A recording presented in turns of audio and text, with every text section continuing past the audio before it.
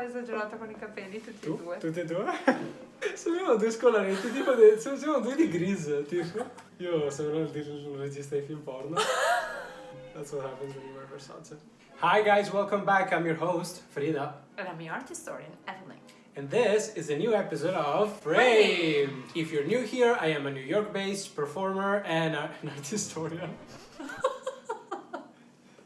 Stai diventando.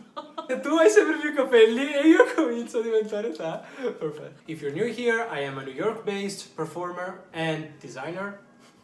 And I'm a doctor in Renaissance, Italian. None of us remembers what we have to. Number one, like, who are you? Zero. Absolutely nothing. If you're new here, I am a New York-based performing artist and designer. And I'm an Italian Renaissance and Baroque scholar. Oh my god, so Witcher chapter over. Mm-hmm. We're done with the Witcher after almost a year of us working on Witches. This is our new chapter. This new chapter is called David's Secret Revealed. Mm-hmm. This episode is going to be divided into two sections. Definitely two parts. Okay, cool. Mm-hmm. One is about David and one is about Judith. Exactly. Because as you anticipated, there's going to be some truth about David's real romantic interest, as well as the way he was portrayed, and then you pull in Judith, and you're like, wait, gender-wise, their description, something's happening there. So let's tell who's following us who David was. Yes, and I think the best way to tell the story of David is through an image. It's called a cyclical narrative because the same protagonists appear more than once in several sections within the same pictorial space. So our protagonist is David, who became a king of the Israelites and was the father of Solomon. But here is the story about his youth and before he became a king. And he's that young guy dressed in pink that appears here and there inside the painting. So the story appears in the first book of Samuel, chapter 17, and tells of the moment when the Philistines were fighting the Israelites. So, out of the camp of the enemy comes this giant man, this champion of people, as it was defined, Goliath, who's double the size of everybody else and completely dressed in a very heavy armor to show that it's a great military leader and to increase the sense of strength and importance of the figure. I think you can identify him pretty easily in our panel because he's the tallest guy that is on the, let's say, the right section of the painting, dressed completely with a black armor. So basically David was sent by his father to the camp of the Israelites to bring some refreshments for his brothers. Goliath was asking actually, who's going to fight against me? Let's do a duel with the best of your army so then we can decide the result of the war according to that. And guess what? David volunteers to do that. So when the king sees David, and you can see David a little bit in the left side of the painting, close to the white horse, and at the top of the white horse there's King Saul. David is offering himself and saying, please take me, because I'm going to defeat him. And I'm going to do as well as I did when I was watching my father's sheep in the field, and he's telling the story you can see on the far left of the painting. While he was watching the sheep of his father, he was actually able to kill with his own bare hands wild animals, such as, for example, a lion. So he said, don't worry, I can do it. Like I was able to do it. Nobody saw me, but I could do it because God is protecting me. At first, Saul is a little confused, but then actually agrees. He has no other choice. So he said, okay, son, you can go. I give you my armor. You can go and fight Goliath. David, who's not trained as a soldier, doesn't want the armor on him. So he removes the armor and says, I cannot fight with that. As you can see, again, in the far left, you can see that he's picking the stones from the ground. And with one of the stones, he will hit Goliath. So when they first met in the field, it's kind of interesting. The painter was very clever to represent this exchange of looks, between the two competitors. It said in the Bible that when Goliath saw David say, this guy, what can you do to me? And he said that he was irritated by the fact that he was so young, so handsome, and with this reddish hair. So it's interesting that he talks about David being handsome. Yeah. one of the traits that irritates him is the fact that he's handsome and almost maybe fragile because he's a youth, he's an adolescent. And then you see almost at the central composition the actual kind of like a defeat of Goliath. So when the two confront each other, David said to him, "Don't worry, I'm going to kill you this way." And he describes exactly what he's going to do. "I'm going to throw a stone at you, you will fall, and then I will behead you."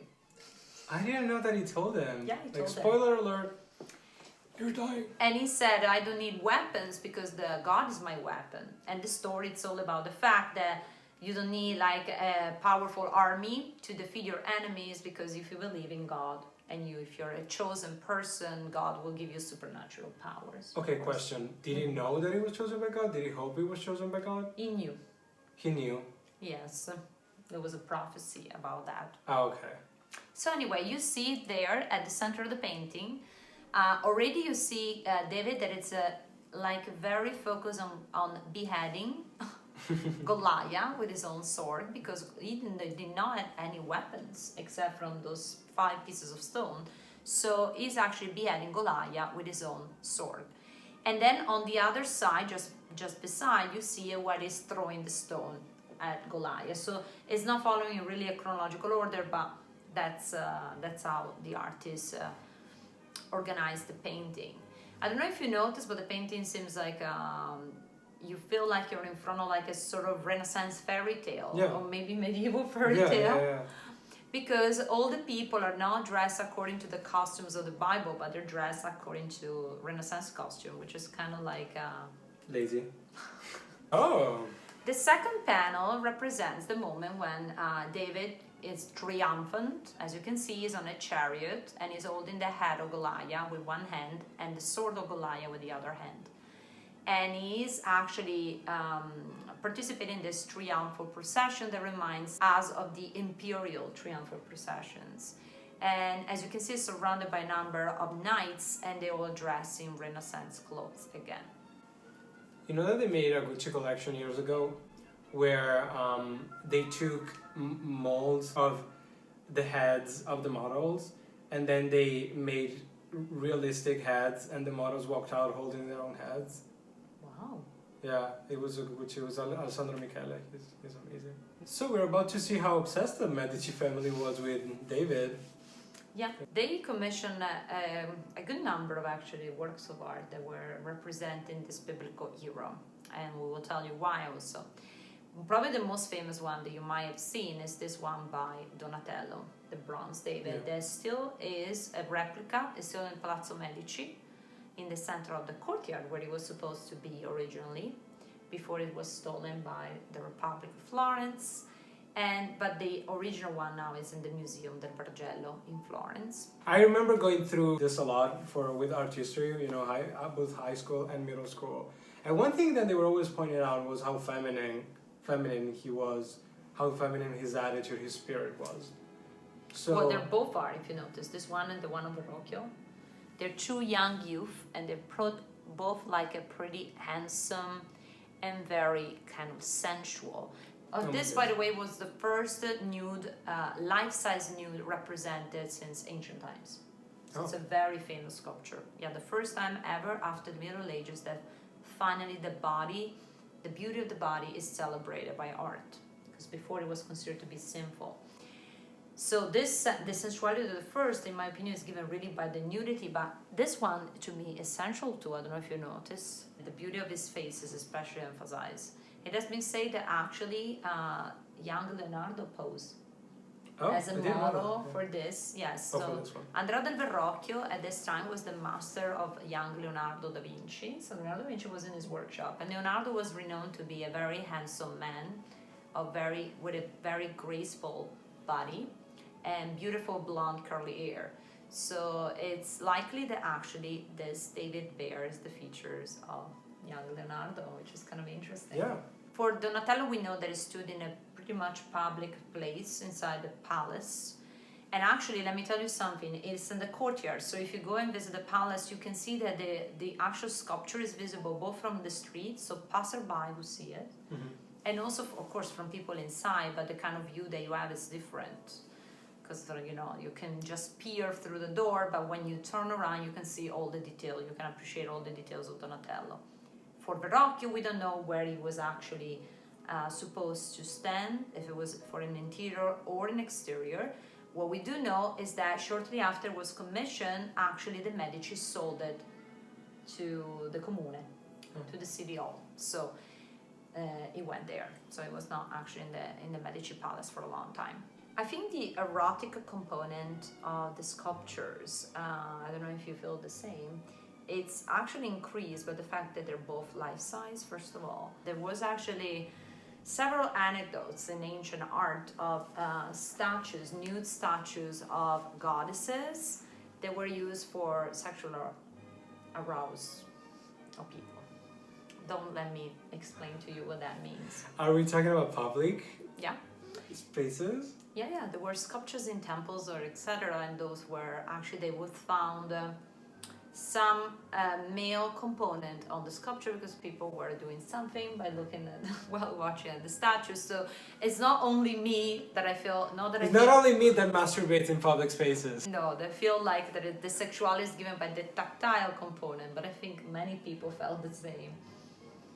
We don't know if that happened in the Renaissance, okay? I did not find yet documents about that, but it's of course evident that some level of voyeurism was implied when they were I am very positive. At this sculpture. So what you were saying was ancient Greek, you said? Yeah. Ancient Greek, that's what happened. Well, here's your paternity test. I'm sure that even in the Renaissance, whether it was painting or sculpture, if it was in a private environment, in an age with no TV or Wi-Fi. Exactly. Yeah. But also, can you imagine this one? People would have seen it also when you were in the apartments of the Medici on the Piano Nobile, which is the second floor. You would see it from every possible perspective.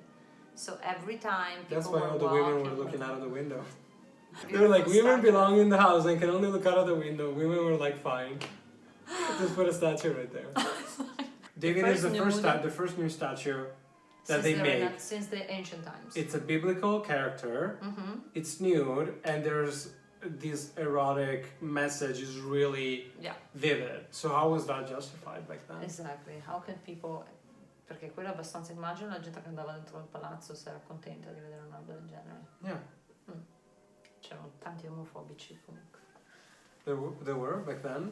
Ma certo. Because it's also the information... Non hai letto che sodomia veniva perseguitata? Yes, but we get such conflicting information on how homosexuality was perceived in ancient times. You hear, in this time it was fine, or in this time it was okay but not spoken about, and then then today I was going through your notes and I saw the whole homophobia thing. So Puoi dirlo questo? I just said it. Meaning that I'm gonna keep that. Okay. I think the eroticism, the choice of David especially, has to be related also to something about the biblical figure of David. So what I did, I went back to read carefully the story and I realized that there was a detail that I did not know before because I never seen it represented in an artwork. So it's an episode related to the post-Goliath event. So after David killed Goliath, what happened to him? Well, it ended up becoming very famous, of course. He ended up living in the palace of King Saul, and he became a leader of the army. Okay, and since he was the favorite of God, everything that he did had great success, to the point that also King Saul became jealous of David at some point. But nonetheless, he gave it to him as his wife, one of his daughters. Okay, so basically, officially, David became part of the royal family. Okay, what the story says, that it's not very much publicized in art, is that soon after he entered the palace, he met with the son of King Saul, Jonathan, and the meeting is actually very casual. The father was asking him, "Oh, son, where did you come from? Who's your father?" And David was saying, "Oh, my father is so-so, I come from this family." And at that point, and I have to read you the quote because it's kind of interesting, Jonathan, the son, was here in the group, overhearing the conversation, falls in love with David right away. When David had finished speaking to Saul, the soul of Jonathan was bound to the soul of David, and Jonathan loved him as his own soul. And this is from the Bible? Mm-hmm. I went to look at some biblical scholars of the Bible, whatever you want to say it. And most of them deny the fact that there was a sort of romance between them, because they say, the Bible uses a lot of erotic language, but it doesn't mean that they had actually sexual intercourse or that there was a connection between them. But excuse me, let me read you another piece of the story, because to me, every time that the love relationship between the two continues for a number of verses in the Bible, and they say, the two of them were always together, and Jonathan became so much in love with him that basically he went against his father, because when he realized that his father wanted to kill David because he was jealous of him, he took the side of David. So basically betrayed his own father for the love and to protect David. So I think that's pretty telling about what kind of relationship they were having between the two of them. They also made a covenant together of mutual loyalty. But let me read you another passage. I'm distressed for you, my brother Jonathan. Greatly beloved were you to me. Your love to me was wonderful, passing the love for women. So I'm asking the expert here. How do you interpret this? I'm sorry. I can't believe I never heard of this before. This is in the Bible. Me neither. So I'm ashamed to say, as an art historian, I never knew about the story of Jonathan. Didn't even know who Jonathan was. It's in the Bible. Anybody can go read this. Exactly. It's in the Bible. And there is this language of love. How did this even make it into the Bible?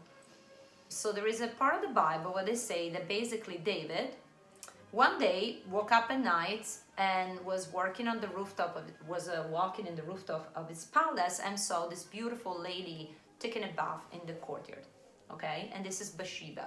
Bathsheba was the wife of one of his generals, actually. So a very loyal Bathsheba.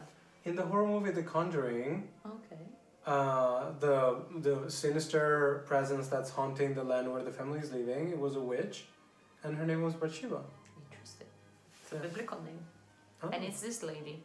So this poor lady was minding her own business, taking a bath. And someone came and painted her. She was like, "Excuse me, sir." By the way, this beautiful painting by Rubens. Rubens? He used his wife.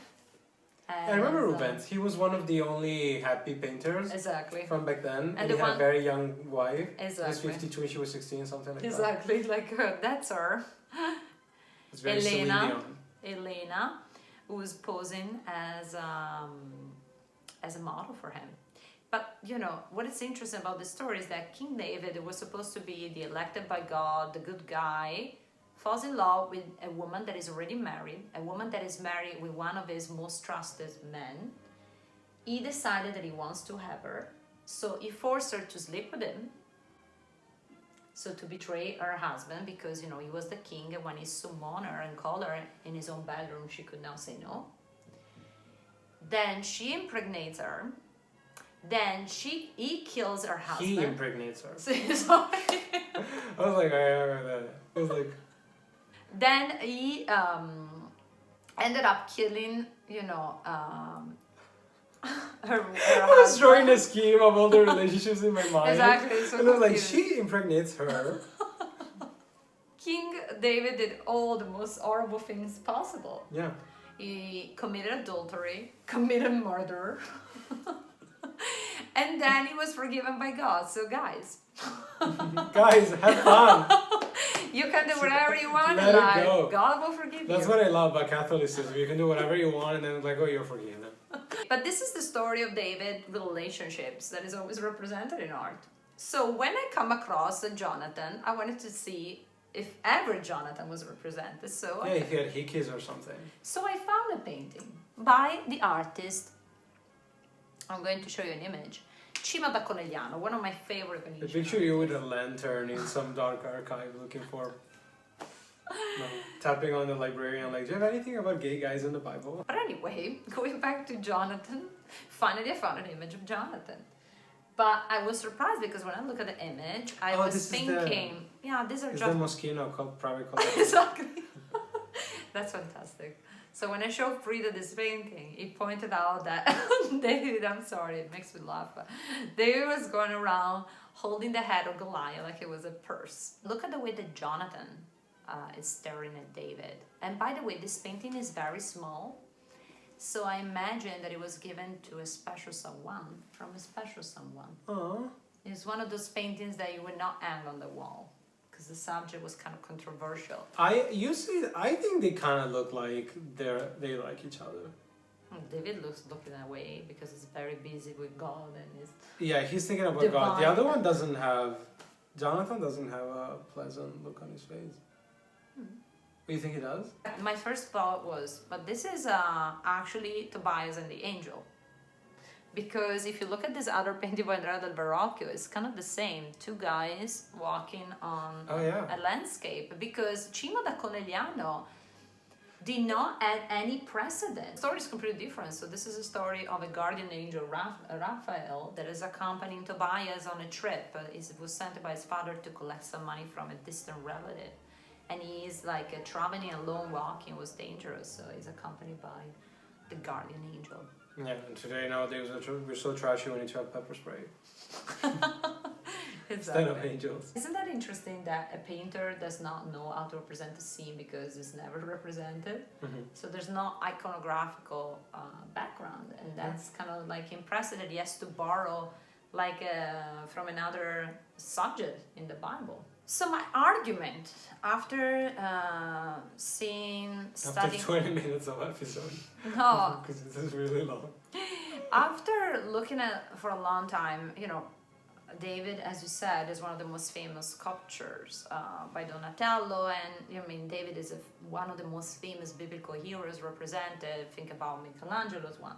So, but after thinking of always these images and this...